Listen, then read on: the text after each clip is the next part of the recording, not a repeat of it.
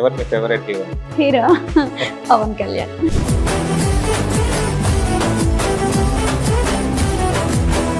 సముద్రంలో పుడితే తిమ్మింగలం అయి పుట్టాలి, అదే సమాజంలో పుడితే power star Pawan Kalyan fans అయి పుట్టాలన్న డైలాగ్ ఉందన్నమాట.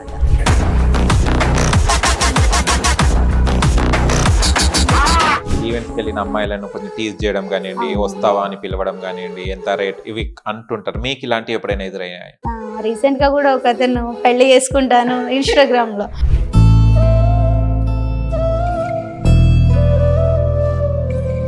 ఏదైనా మీకు మంచి ఈవెంట్ చేయాలనే ఈవెంట్ వేరే వాళ్ళకి చేజారిపోవడం అలాంటిది జరిగినా? నా ఓన్ బ్యానర్ ఉంది, సరిత మెగా ఈవెంట్స్ అని. స్టార్టింగ్ లో అన్నారు ఈ అమ్మాయికి ఏం తెలుసు అంటే, నేను వచ్చిన కొన్ని రోజులకే ఈవెంట్ బ్యానర్ పెట్టేశాను. హాయ్ హలో నమస్తే, welcome to social post TV. నేను మీ యాంకర్ పప్పు. ఈ రోజు మనతోని స్పెషల్ ఇన్స్టా ఇన్ఫ్లుయెన్సర్ ఉన్నారండి. చూస్తే గనక మనకు హీరోయిన్ లాగానే కనిపిస్తుంది. ఆ హీరోయిన్ ఎవరు అనుకుంటున్నారా? సమంత. సేమ్ సమంత గారిని చూసినట్టే ఉంటుంది, జూనియర్ సమంత. తన పేరు సరిత. అండ్ ఇన్స్టాలో చాలా మంది ఫాలోవర్స్ ఉన్నారు. అండ్ మంచి మంచి వీడియోస్ చేసి ఎంటర్టైన్ చేస్తుంటారు. అసలు ఈ వీడియోస్ ఇన్స్టాలో ఎప్పటి నుంచి చేస్తున్నారు, మరి టిక్ టాక్ ఉన్నప్పటి నుంచి చేస్తున్నారా, లేకుంటే రీసెంట్లీ చేస్తున్నారా? తన మాటలు తెలుసుకోవడానికి ప్రయత్నిద్దాం. హాయ్. గ్రహిస్తాడు అసలు టాలెంట్ ఉన్నదని? అది ఆయన నిజంగా చెప్పుకోవచ్చు. పేద పిల్లలకి ఆయన హెల్ప్ చేయాలి, ఎవరు ఏమి లేని వాళ్ళని పైకి తీసుకురావాలనే థాట్ ఉంది ఆయన మైండ్ లో. సో ఇప్పటికీ తన స్కూల్లో పనిచేసి నా గురించి చాలా బాగా చెప్తారు. 1 వీక్లీ 2 times ఆర్ 1 time వాళ్ళ స్కూల్లో ఉండే పిల్లలకి ఫోన్ చేసి స్పీకర్ పెట్టిస్తారు. హాయ్ అక్క అని చెప్పేసి పిల్లలందరూ నాతో బాగా మాట్లాడతారు. హాయ్ అక్క, ఏం చేస్తున్నావు, తిన్నావా? స్కూల్ పిల్లలందరూ ఒక చోటకు వచ్చి, ఒక 10-20 members ఒక చోటకు వచ్చి ఫోన్ స్పీకర్ పెట్టి మాట్లాడిస్తారు సార్ నాతోటి.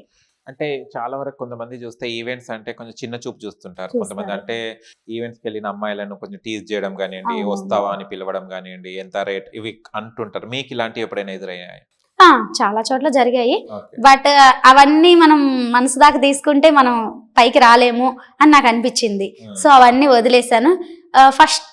ఫస్ట్ డే మా ఇంట్లో మా మమ్మీ లిఫ్ట్కి వేసుకున్నా కూడా ఊరుకోదు, వాస్తవం చెప్పాలంటే. ఎందుకు అని, నేను ఊర్లోకి వెళ్తే నార్మల్గా ఉంటాను. అయితే మా మమ్మీ అనేది లిఫ్ట్కి కూడా వేసుకొని ఇచ్చేది కాదు, వాస్తవం చెప్పాలంటే. అలాంటిది ఫస్ట్ మేకప్ వేసుకొని ఫొటోస్ దిగి ఈవెంట్కి వెళ్ళి అవి స్టేటస్ పెట్టాలంటే కొంచెం మనసు ఎలానో అనిపించింది, భయం వేసింది. కానీ ఒకటే అనిపించింది, నేను ప్రాబ్లమ్స్లో ఉన్నప్పుడు నాకు ఎవరు హెల్ప్ చేయలేదు కదా.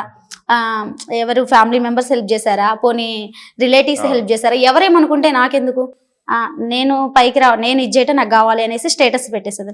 అలా నా స్టేటస్ ఒకరి తర్వాత ఒకరు చూసేసి ఓకే బాగుంది, అమ్మాయి బాగా చేస్తుంది, పర్లేదు, స్టేజ్ లుక్ ఉంది, అలా అలా అలా ఈవెంట్స్ రావడం స్టార్ట్ అయిపోయాయి. 500 దగ్గర నుంచి ఇప్పుడు 10,000. ఈవెన్ శివరాత్రి ఈవెంట్ చేస్తే 20,000 వరకు డిమాండ్ 1 డేకి. అట్లా జూనియర్ సమంతకు బాగా డిమాండ్ ఉందన్నమాట. డిమాండ్. ఇంకా ఈ ఇన్స్టాగ్రామ్ అంటావా, అస్సలు నేను ఇంట్రెస్ట్ లేదు. ఏదో అన్ఎక్స్పెక్టెడ్గా మన యాక్టింగ్ మనకి ఎలా ఉంటుందో చూద్దాము అన్న ఒక వేలో, అంతే తప్ప ఎంత ఇంట్రెస్ట్ కూడా ఏం లేదు. కానీ ఇప్పుడు కొంచెం ఇంట్రెస్ట్ వస్తుంది నాకు, కొంచెం ఇంట్రెస్ట్. అంటే ఒకటి చాలా మంది నీకు ఫాలోవర్స్ బాగా వస్తున్నారు, బాగా యాక్టింగ్ బాగుంది, లుకింగ్ బాగుంది, చేయొచ్చు కదా అని చాలా మంది చెప్తున్నారు అనమాట. అయితే ఇన్ని రోజులు ఇంకా ఈవెంట్స్లో పడి నాకు ఇంకా ఇన్స్టాగ్రామ్ రెడీ అవ్వాలా చేయాలా అనే థాట్ లేదు. అప్పట్లో టిక్ టాక్లో బాగా ఫేమ్ ఉండే. టిక్ టాక్ ఉన్నప్పుడు లైక్స్, ఫాలోవర్స్ అంతా బాగుండే. ఇంకా అది బ్యాన్ అయిపోయినాక ఇంకా నాకు ఇంట్రెస్ట్ పోయింది, కొంచెం బాధ వేసింది. అదేంటో అప్పుడు చాలా బాగా చేసేదాన్ని, ప్రత్యేకంగా వాటి కోసమే రెడీ అయ్యి శారీస్ కట్టుకొని అదొక వేలో రెడీ అయిపోయేదాన్ని, చేసేదాన్ని. ఎన్ని కష్టాలున్నా ఆ రీల్స్ చేసుకొని ఆ రీల్స్ చూస్తూ ఉంటే అదొక కష్టం పోయేది. అట్లా రెడీ అయ్యి చేసేదాన్ని అనమాట. ఇక అది బ్యాన్ అయిపోయింది. ఇంకా ఇన్స్టాగ్రామ్ మీద అంత పెద్ద దృష్టి ఏం పెట్టలేదు. ఈ మధ్య ఒక 2-3 months నుంచి కొంచెం రీల్స్ చేయాలి అప్పుడప్పుడు అన్న ఒక ఆలోచన ఉంది. మళ్ళీ ఇన్స్టాలో చూసి మళ్ళీ ఎంతమంది ప్రపోజ్ చేశారు? అసలు మీరు పెళ్ళైంది, పిల్లలు ఉన్నారని మాకు ఇప్పుడు ఇంటర్వ్యూ ద్వారా తెలుసు, ఎవరికి తెలియదు, ఆల్మోస్ట్ ఎవరికి తెలియదు. బయటికి వెళ్తే కూడా పెళ్లి కాలేదని అనుకుంటారు అందరు. కానీ ఒక్కదాన్నే చాలా కష్టపడ్డాను. ఇప్పుడు బాగా ఒక ప్రపోజల్స్ వస్తాయా? వచ్చాయి, చాలా చేసుకుంటారు మళ్ళీ మీరు. ఫస్ట్ ఆఫ్ ఆల్ ఏంటంటే, నేను మెసేజ్లు ఓపెన్ చేయను. రిక్వెస్ట్లు అవి పెడుతుంటారు కదా, అవి ఓపెన్ చేయను, వాటికి రిప్లై ఇవ్వను. ఏదో 1-2 చూసి వదిలేస్తాను అంతే. రీసెంట్ గా కూడా ఒక అతను పెళ్లి చేసుకుంటాను ఇన్స్టాగ్రామ్ లో, నాకు మీరు బాగా నచ్చారు, మీకు పిల్లలున్నా ఓకే అనేసి అంటున్నారు. నో, నాకు ఇంట్రెస్ట్ లేదు అని చెప్పేసి చెప్పాను. కష్టపడకుండా పిల్లలు అలా అనుకుని ఉండొచ్చు అనుకో- ఐ థింక్. ఓకే అంటారు కదా కొంతమంది పెద్ద కలిసి వచ్చే కాలం వస్తే నడిచి కలిసి వచ్చే కొడుకు అలా అనుకున్నారేమో. ఓకే. లేదు లేదు నాకు ఇంట్రెస్ట్ లేదు అని చెప్పేసా. ఓకే అంటే చాలా వరకు ఇప్పుడు మీరు ఈవెంట్స్ కి వెళ్తుంటారు కదా, టైర్డ్ అయిపోతుంటారు, చాలా మంది కంటిన్యూ ఈవెంట్స్ వస్తుంటాయి, ఎలా మళ్ళీ ఎలా మేనేజ్ చేస్తారు? అమౌంట్ వస్తున్నాయి కదా. ఓ ఆ సంతోషమా?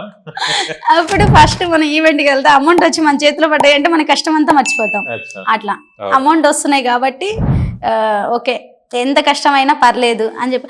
అయినా అదేంటో తెలీదు, మామూలుగా మనం ఎంత స్ట్రగుల్ అయినా స్టేజ్ ఎక్కామంటే కథం ఇంకా అన్ని మర్చిపోతాం, ఎంత ఫీవర్ ఉన్నా కూడా మర్చిపోతాం. మర్చిపోతారు. ఓకే ఈవెంట్స్ కి వెళ్ళినప్పుడు స్టార్టింగ్ లో అంటే మీకు సార్ ప్రోత్సాహంతో వెళ్ళడం జరిగింది. అవును. ఏదైనా ఈవెంట్ టఫ్ గా అనిపించి ఎవరైనా ఎగతాళి చేయడం కానివ్వండి, అక్కడికి వెళ్ళి ఒక బాధపడ్డ ఈవెంట్స్ ఏమైనా ఉన్నాయా మీరు చేసిన దాంట్లో? ఫస్ట్ 2-3 డేస్ అలా అనిపించింది. అంటే ఈవెన్ డాన్స్కి వెళ్ళినప్పుడు యాంకరింగ్ ఫస్ట్ ని మైక్ తోటే వచ్చేసాను Okay. ఫీల్డ్కి. తర్వాత సార్ అనేవారు కొంచెం దాండియా చేసేటప్పుడు కూడా స్టెప్ సరిగ్గా పడట్లేదు, అందరు ఒకలా చేస్తున్నారు, నువ్వు ఒకలా చేస్తున్నావు, కొంచెం చూసుకో అనేవారు.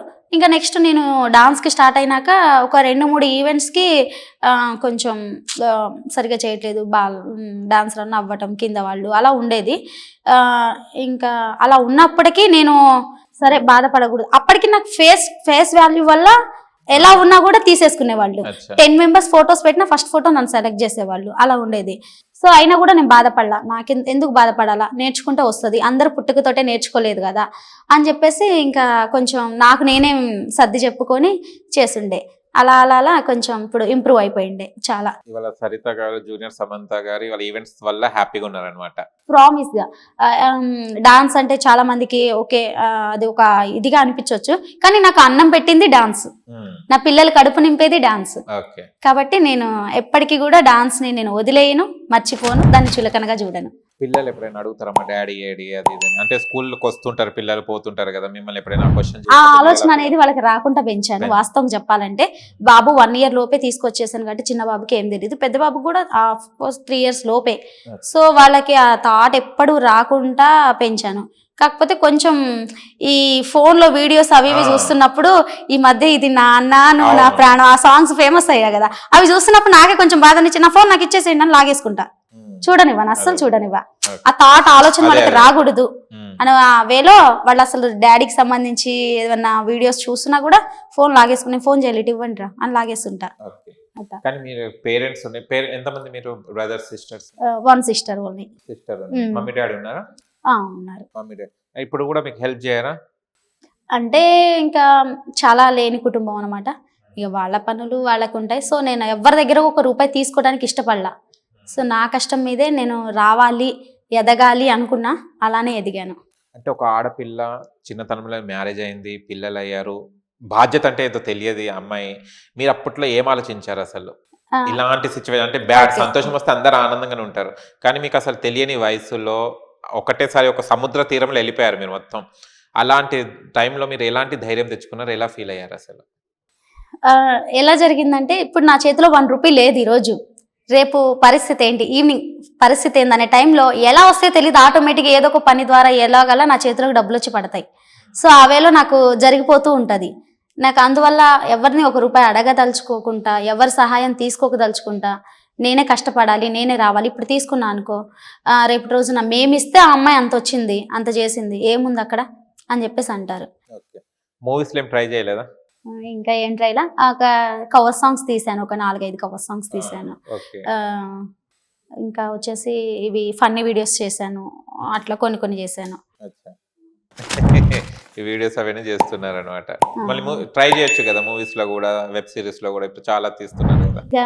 అదే ఇంకా చాలా ప్రాబ్లమ్స్ వల్ల ఈవెంట్స్ లోకి వచ్చాను, ఈవెంట్స్ లోనే ఇంకా నాకు టైం గడిచిపోయింది. ఇప్పుడు ఈ ఇన్స్టాగ్రామ్ రీల్స్ ఇదంతా కొంచెం, ఎందుకంటే రీసెంట్ గా ఒక చిన్న యాక్సిడెంట్ అయింది నాకు. సో బోన్ కొంచెం ఇబ్బంది అయింది, లెగ్. సో దానివల్ల నేను డాన్స్ అనేది వెళ్ళకుండా ఇంకా స్టాప్ చేశాను అనమాట ప్రజెంట్ గా. ఇంకా అప్పుడు ఈ ఫోన్ చూస్తూ ఓకే చేద్దాము, ఖాళీగా ఉన్నాం కదా అన్న వేలో వస్తున్నా అంతే. యాక్సిడెంట్ ఎలా జరిగిందండి? ఎక్కడ జరిగింది? జస్ట్ ఇక్కడ హైదరాబాద్ లోకల్లోనే ఒక ఈవెంట్ ఉంటే వెళ్తున్నాము, అన్ఎక్స్పెక్టెడ్ గా బండి వేరే వాళ్ళు మా ఫ్రెండ్ డ్రైవ్ చేస్తున్నారు, స్కిడ్ అయి పడింది. ఆ బైక్ నా కాలు పైన పడింది. సో అది కొంచెం అవెంజర్ బైక్, ఎక్కువ వెయిట్ ఉండటం వల్ల కొంచెం పెయిన్ ఎక్కువ అయిపోయింది. నార్మల్గా బెనికింది అనుకున్నా ఫస్ట్, ఆ తర్వాత పెయిన్ ఎక్కువైపోతుంది. కానీ ఒక ఆర్టిస్ట్ కి మనం ఆరోగ్యంగా ఉండడమే అవును, చాలా ఇంపార్టెంట్, చాలా బాధేసింది. ఇంపార్టెంట్. బెడ్ రెస్ట్ లో ఉన్నాను, చాలా ఇబ్బంది అప్పుడు ఎవరు పడ్డాను. చూసుకున్నారు మళ్ళీ మీకు బెడ్ రెస్ట్ లో ఉన్నప్పుడు? వాస్తవం చెప్పాలంటే నాకు ఫ్రెండ్సే చూసుకున్నారు. ఆ, నేను ఆ టైంలో కూడా మమ్మీని కానీ ఎవరిని పిలవాల, వస్తామన్నారు కూడా ఎవరు వద్దు, వద్దులే, నాకు ఫ్రెండ్సే ఎక్కువ ఫ్రెండ్సే చూసుకున్నారు. ప్రతి టైంలో కూడా ఫ్రెండ్సే హెల్ప్ చేస్తారు. కానీ మీకు ఒక తల్లిదండ్రులు ఉండి మీకు ఎలాంటి ఉపయోగం లేకుండా, అంటే మీకు హెల్ప్ చేయకుండా ఉన్నప్పుడు మీరు ఏం ఫీల్ అవుతుంటారు అసలు? వేరే తల్లిదండ్రులను చూసి, వేరే పిల్లల్ని చూసి బాధ వస్తుంది, కానీ అక్కడ సిచ్యువేషన్ అలానే ఉంది, విలేజ్ టైపు. ఇంకా వాళ్ళకి కూడా పని చేసుకుంటేనే తినే టైప్ అనమాట. సో వాళ్ళని మనం ఎందుకు ఇబ్బంది పెట్టాలా? మనం ఒక 500 అడిగినా 1000 అడిగినా వాళ్ళు అక్కడ 2 రోజులు ఎండలో కష్టపడాలా? సో ఎందుకు ఆ కష్టం వాళ్ళకి ఎందుకు ఇవ్వాలి అని నేను ఎవరిని ₹1 కూడా అడగను. అదేదో నేనే కష్టపడి ఒకరోజు ఈవెంట్కి వెళ్తే నాకు 5000 వస్తాయి, 6000 వస్తాయి, వాళ్ళు అదే 10-15 డేస్ చేయాలి అదే అమౌంట్. సో ఎందుకనేసి నేను కష్టపడి నేనే ఇదైపోయాను. ఈవెంట్స్ లో కాంపిటీషన్ చాలా ఉంటది కదా, ఉంటుంది. ఎలా తట్టుకుంటున్నారు? నేను అదే చెప్తున్నా, ఫేస్ లుక్ తో లాక్కొచ్చేస్తా అంతే. ఏదైనా మీకు మంచి ఈవెంట్ చేయాలనే ఈవెంట్ వేరే వాళ్ళకి చేజారిపోవడం అలాంటిది ఏమైనా జరిగినా? అలా ఏంటి, నా ఓన్ బ్యానర్ కూడా ఉంది కర్నూలులో. నా ఓన్ బ్యానర్ ఉంది, సరిత మెగా ఈవెంట్స్ అని. స్టార్టింగ్ లో అన్నారు, ఈ అమ్మాయికి ఏం తెలుసు అంటే, నేను వచ్చిన కొన్ని రోజులకే ఈవెంట్ బ్యానర్ పెట్టేసా. తనకేం తెలుసు, నిన్నగాక మొన్న వచ్చింది, ముందు తెలియదు వెనక తెలియదు, అసలు ఈవెంట్ అంటే ఎలా మాట్లాడాలో తెలియదు, తను బ్యానర్ పెట్టడం ఏంది అనేసి కొంతమంది అనుకున్నారు.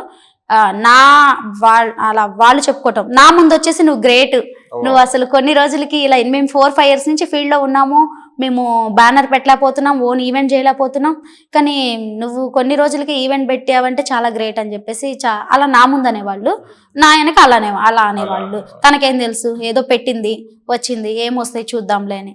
ఎవరైతే నన్ను ఫస్ట్ ఏం చేస్తావు నువ్వు, నీకు ఏముంది అన్న వాళ్ళే ఇప్పుడు నాకే, నీ దగ్గర అమ్మాయిలు ఉంటే పంపించండి, మాకు ఈవెంట్ కావాలి, ఈవెంట్కి 4 members గర్ల్స్ కావాలా, 5 members గర్ల్స్ కావాలా, నీ దగ్గర ఉన్నారా, మాకు పంపించండి అని మీకు కమిషన్ ఇస్తాము, ఆ వేలో నాకే కాల్స్ వస్తున్నాయి. ఓకే, ఇప్పుడు అంతా ఎవరైనా అనేవాళ్ళు అంటారు, నరం లేని నాలుక ఏదైనా. అవి అస్సలు పట్టించుకోకూడదు, ఏది కూడా మనం మనసు దాకా తీసుకోకూడదు, అది నేను ఫస్టే గ్రహించా. ఇంతవరకు వచ్చి